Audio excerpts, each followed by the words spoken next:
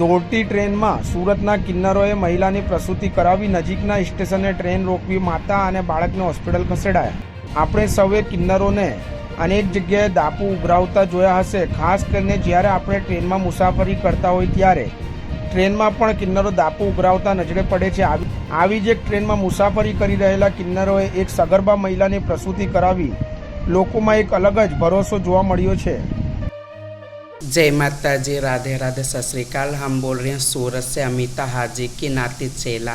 हमको हमारी दादी ने हमको भूसावल प्रोग्राम में भेजे थे, तो हम लोग संतरागाछी से हम लोग जा रहे थे। तो वहीं पे करे एक लेडीज़ को डिलीवरी होना था गाड़ी के अंदर में, तो सब करे लेडीज़ लोग पीछे हट गए, तो हमको थोड़ा बहुत आ रहा था, तो हमने उसी जगह में हमसे जो बना हमने किए, तो भगवान का नाम लेके हमने जो किए सब कुछ अच्छा हो गया। फिर हमने नवापुर में गाड़ी रुका के एम्बुलेंस बुलाई, उसको हॉस्पिटल तक हमने पहुंचाई।